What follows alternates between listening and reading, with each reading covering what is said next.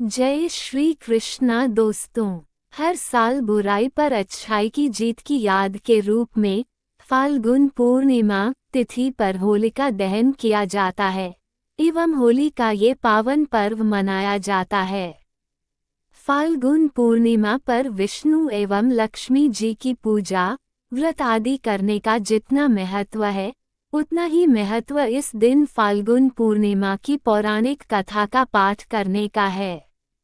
मान्यता है कि ये कथा सुनने से यश कीर्ति, धन धान्य और संतान सुख प्राप्त होता है तथा मरणोपरांत वैकुंठ धाम की प्राप्ति होती है। तो वीडियो को अंत तक जरूर देखें। तारांकन व्रत कथा। तारांकन महर्षि कश्यप की पत्नी एवं दक्ष पुत्री दिति के गर्भ से हिरण्यकश्यप और हिरण्याक्ष का जन्म हुआ। दोनों ही महाबलशाली थे। फलस्वरूप देवताओं को पराजित करके दोनों भाइयों ने स्वर्ग पर अपना अधिकार कर लिया। उनके अत्याचार से देवलोक में हाहाकार मच गया। अतः भगवान विष्णु ने वराह अवतार लेकर हिरण्याक्ष का वध कर दिया। अपने भाई की मृत्यु से क्रुद्ध हिरण्यकश्यप भगवान विष्णु को अपना शत्रु मान बैठा और उनसे प्रतिशोध लेने के लिए भगवान ब्रह्मा की तपस्या करने लगा। उधर हिरण्यकश्यप की अनुपस्थिति में देवताओं ने दैत्यों पर आक्रमण कर दिया और स्वर्ग पर पुनः अपना अधिकार प्राप्त किया। हिरण्यकश्यप की पत्नी कयाधु उस समय गर्भवती थी, जिसे देवराज इंद्र ने बंदी बना लिया। वो कयाधु को लेकर अमरावती जा रहे थे, तभी मार्ग में उन्हें देवर्षि नारद मिल गए। नारद जी इंद्र के साथ कयाधु को देखकर बोले, देवराज, आप इसे लेकर कहाँ जा रहे हैं? ये सुनकर इंद्र ने कहा, हे देवर्षि, कयाधु गर्भवती है। इसके गर्भ में हिरण्यकश्यप जैसे दुष्टात्मा का अंश है, जिसका वध करके मैं इसे छोड़ दूंगा। इस पर देवर्षि नारद बोले, इसके गर्भ में तो श्री नारायण का परम भक्त है, अतः इसे छोड़ दो इंद्र। नारद मुनि की ये बात सुनकर देवराज ने कयाधु को छोड़ दिया। देवर्षि नारद हिरण्यकश्यप की पत्नी को अपने आश्रम में ले आए और बोले, बेटी, जब तक हिरण्यकश्यप की तपस्या पूरी नहीं हो जाती, तुम निश्चिंत होकर यहीं रहो।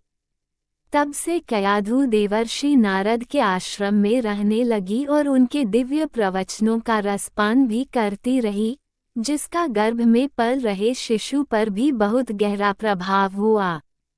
जब समय आया तो कयाधु ने एक पुत्र को जन्म दिया, जिसका नाम रखा गया प्रहलाद।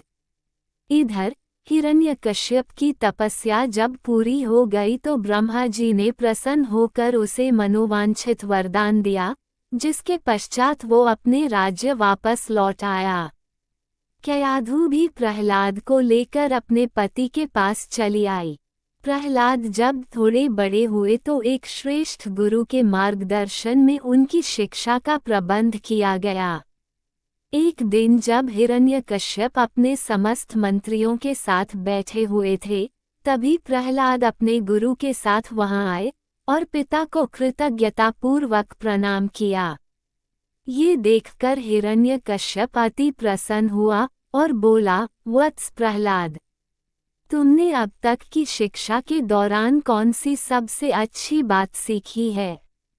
मुझे बताओ। ये सुनकर प्रहलाद ने कहा, पिताश्री, मैंने अब तक जो सबसे अच्छी बात सीखी है, वो ये है कि जो आदि, मध्य और अंत से रहित, अजन्मा है, इस जगत के पालनहार हैं, दीन दुखियों के स्वामी हैं, उन श्री हरि को मैं बारंबार प्रणाम करता हूँ।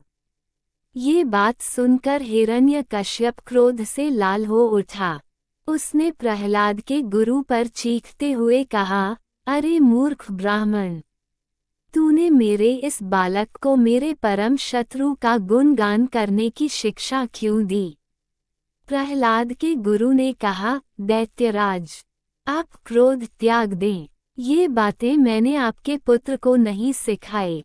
ये सुनकर हिरण्यकश्यप आश्चर्यचकित हो गया और बोला, पुत्र, बताओ, तुम्हें ये उपदेश, ये शिक्षा किसने दी है?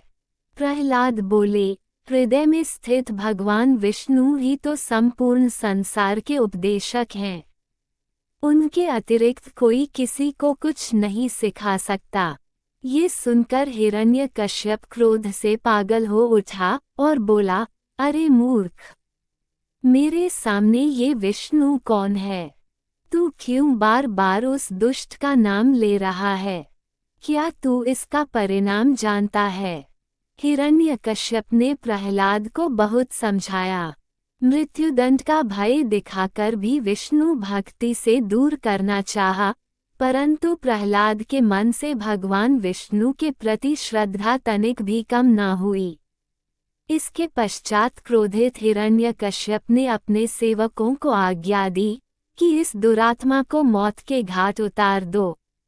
इस शत्रु प्रेमी से मुझे कोई लाभ नहीं है। ये कपूत तो अपने ही कुल का नाश कर देगा। दैत्यराज हिरण्यकश्यप की आज्ञा अनुसार उसके सैनिकों ने प्रहलाद पर तरह तरह के अत्याचार किए और उन्हें मारने का प्रयास किया, परंतु हरिकृपा के कारण वो सब प्रहलाद का बाल भी बांका करने में असमर्थ रहे। हिरण्यकश्यप ये सब देखकर बहुत क्रोधित हुआ।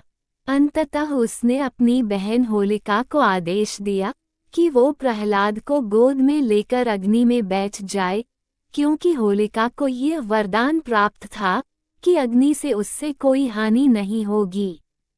अपने भ्राता का आदेश मानकर होलिका भक्त प्रहलाद को अपनी गोद में लेकर अग्नि में बैठ गई। उस समय प्रहलाद हाथ जोड़कर आंखें बंद कर निरंतर प्रभु ध्यान में मग्न रहे और नारायण नारायण का जप करते रहे। हरि कृपा के फलस्वरूप प्रहलाद अग्नि में बैठकर भी सकुशल बच गए, किंतु होलिका उसी आग में जलकर भस्म हो गई। इसके साथ ही पूर्णिमा व्रत के दिन सत्यनारायण भगवान की कथा सुनने से श्री लक्ष्मी और श्री नारायण की अपार कृपा मिलती है। अगर आपको यह वीडियो अच्छी लगी हो तो इसे लाइक करें और अपने दोस्तों के साथ ज़्यादा से ज़्यादा शेयर करें।